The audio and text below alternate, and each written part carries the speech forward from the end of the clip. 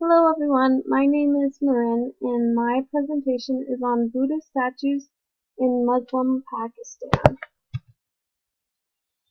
To understand how Buddhist statues ended up in Pakistan, we first have to look at how the Asian culture ended up in the land in the first place.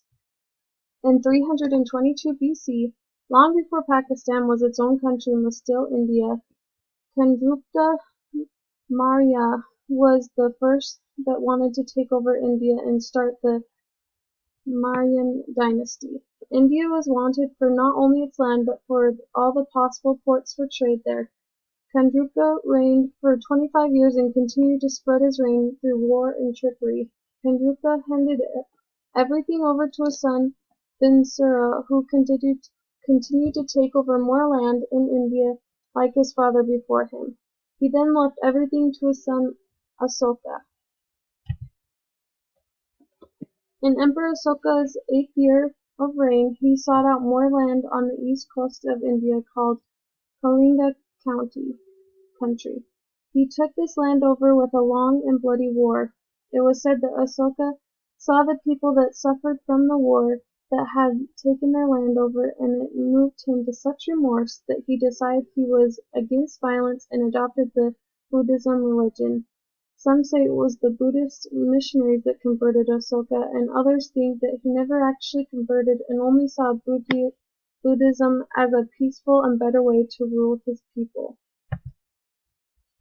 Emperor Asoka adopted the policy he called conquest by Dharma, which translates to principles of right life. Dharma is pretty much the teaching of Buddha and is a very important term in their religion. He let his people practice their religion of choice but encouraged and taught Buddhism to everyone. He would travel to speak to his people and teach them Dharma, and even had Dharma ministers that had specific job of traveling around to relieve people's suffering, check on villages in outlying regions, and tend to special needs of women.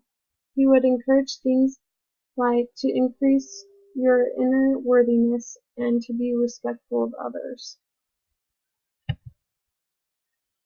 During Asoka's life, he had many pillars and monasteries built and then engraved with Buddhist religious doctrine.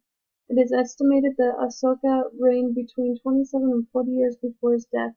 Asoka said that his only glory was having led his people down the path of Dharma, and also that it was more successful to reason with his people than to give commands. He was known for constantly serving the people.